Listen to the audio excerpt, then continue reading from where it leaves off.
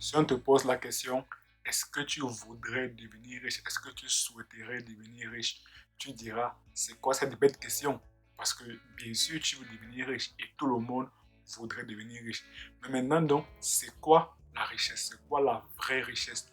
Moi, j'ai été aussi, à l'époque, il n'y a pas très longtemps, je me suis posé la même question, ce qui m'a donc poussé à effectuer plusieurs recherches, à lire des livres. Et récemment, j'ai découvert une formule. J'ai découvert réellement ce que c'est que la vraie richesse. C'est donc ce que je vais te partager dans cette vidéo. Reste jusqu'au bout de la vidéo pour bien comprendre la définition de la vraie richesse que j'ai découverte.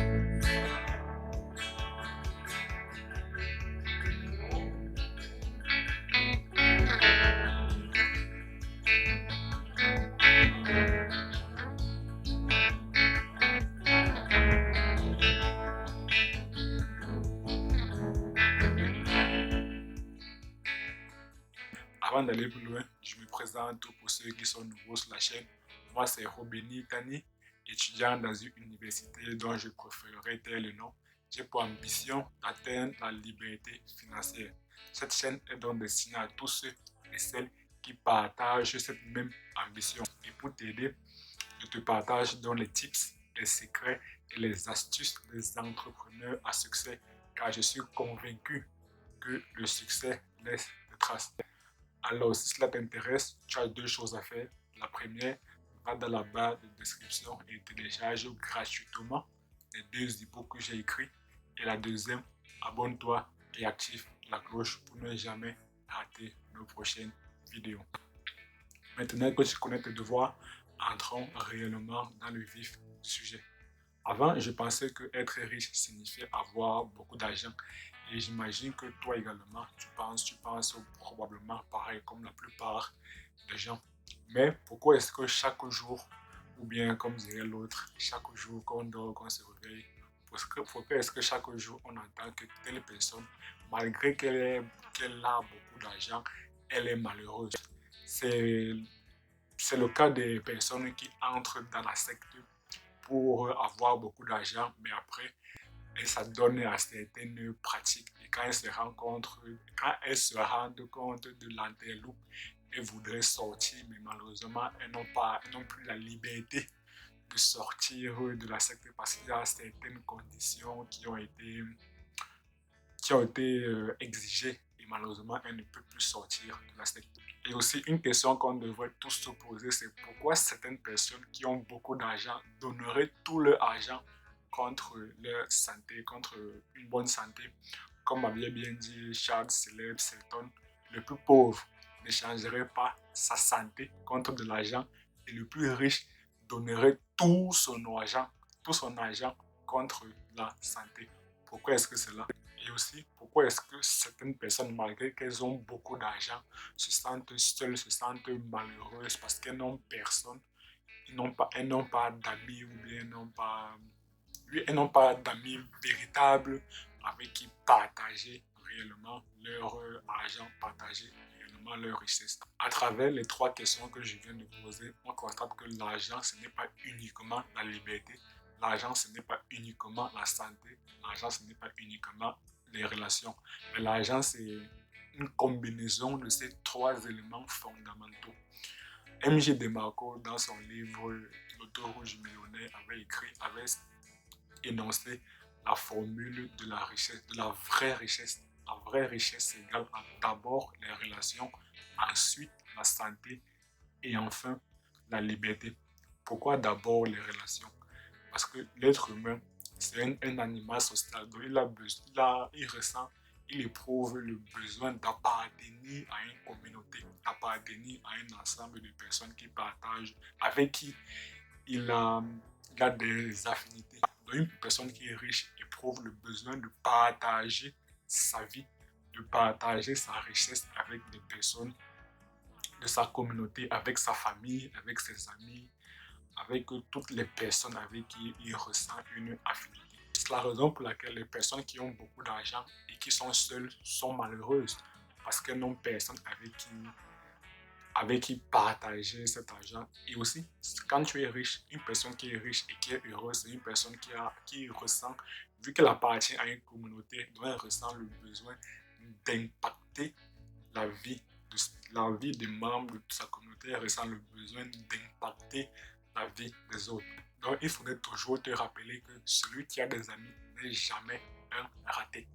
Il est très très important d'avoir des amis, d'avoir des personnes avec qui partager sa vie. Bref, l'être humain est un animal social. Donc, si tu as des amis, c'est très très bien. Tu n'es pas un raté. Le deuxième élément fondamental de l'équation de la richesse, c'est la santé, dans la forme physique, la vitalité. Si on demande à n'importe quel malade en phase terminale, qu'elle soit riche ou bien qu'elle soit pauvre, peu importe, si on lui demande quelle est la chose qui a le plus de valeur pour elle actuellement, elle répondra sans doute à 100%, à 1000% même si tu veux, que ce qui a le plus de valeur pour elle actuellement, c'est la santé. Donc, pas de santé, pas de richesse. Et c'est ce qui explique d'ailleurs la phrase de Charles Caleb Selton, le plus riche donnerait tout son argent contre de la santé et le plus pauvre n'échangerait pas sa santé contre de l'argent. De la santé, c'est un élément très, très fondamental, un élément primordial, un élément indispensable de l'équation de la richesse. Selon moi, M.G. DeMarco du livre L'autoroute du millionnaire l'a placé en deuxième élément de l'équation de la richesse. Mais selon moi, la santé, c'est le premier élément de l'équation de la richesse. Parce que pas de santé, pas de richesse. Et le troisième élément fondamental de la richesse, c'est la liberté. Bon, la liberté, j'imagine que tu sais sans doute ce que c'est. Mais je veux quand même le rappeler.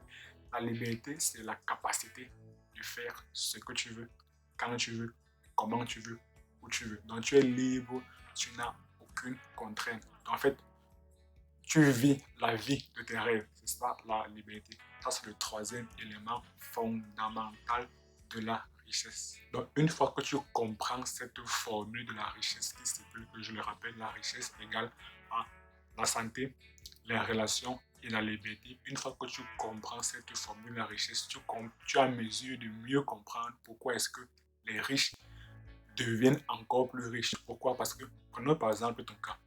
Imaginons que tu es un Camerounais. Bon, je prends le Cameroun parce que moi d'abord je suis un Camerounais. Imaginons que tu es un Camerounais et que tu habites par exemple à Yaoundé. Donc si tu veux devenir riche, la première chose à laquelle tu dois penser, c'est d'abord de faire tout pour être en bonne santé physique. La deuxième chose à laquelle tu dois penser, c'est euh, mettre ta famille, tes proches à l'abri de tout besoin, que ce soit financier ou bien n'importe quel, de tout besoin, parce que tu as le besoin, parce que d'abord tu appartiens à une famille, et la famille c'est une communauté, c'est pas pour rien que la plupart des familles en Afrique ont un nom de famille. Donc si par exemple ton nom, c'est par exemple, disons, Tachago, tu peux avoir ton frère qui s'appelle Tachago, ton père Tachago. Je connais même un ami, lui, il a le même nom que son grand-père. Et tous les descendants de son grand-père possèdent le même nom. Et je pense que son grand-père était polygame. Donc cela veut dire que tu imagines le nombre de personnes qui possèdent le même nom. Là, c'est une grande communauté. Donc, tu dois d'abord prendre soin de ta famille et de tes proches. Ensuite, tu peux maintenant décider d'impacter la vie des habitants de ton quartier de résidence ou bien de ton quartier dans lequel tu as grandi. Par exemple, disons par exemple Biémassi. Tu veux impacter les habitants de Biémassi. Et qui dit bien impacter la vie des gens, cela veut dire que tu acquiers une certaine liberté. Ensuite, peut-être Biémassi c'est un peu petit, tu dis que bon, maintenant je veux maintenant impacter les gens les habitants, les résidents de la ville de Yaoundé. Ensuite, quand tu termines ça, tu passes donc maintenant au Cameroun. Ensuite, tu passes maintenant à l'Afrique. Parce que, comme j'aime bien le rappeler, comme j'aime bien le dire et comme j'aime bien le penser, comme le docteur Cordel Noubissi avait dit, le Cameroun, c'est un quartier de l'Afrique. Et l'Afrique, c'est un pays. Donc, tu termines d'impacter le Cameroun, ensuite tu impactes l'Afrique et ainsi de suite. Quand tu termines d'impacter l'Afrique, tu peux maintenant impacter le monde et ainsi de suite. Et il y a même certaines personnes qui, après avoir impacté le monde, après avoir impacté la Terre, veulent donc maintenant impacter d'autres planètes, etc. Donc voilà la formule, l'équation de la richesse présentée par MJ DeMarco dans son livre L'autoroute du millionnaire. Et moi, je suis 100% à 1000% d'accord avec cette formule qu'il a énoncée. Si tu as aimé la vidéo, je t'invite à me mettre un pouce bleu, à t'abonner et activer la cloche pour ne jamais rater nos prochaines vidéos. Et je t'invite également à partager cette vidéo pour que le maximum de personnes puissent réellement comprendre ce que c'est que la vraie richesse. Et aussi, je t'invite à me dire dans la barre des commentaires si tu es d'accord avec la formule ou bien l'équation de la richesse exposée par MJ DeMarco. Et d'ici là, on se quitte avec cette citation de Paulo Coelho. Et à très bientôt.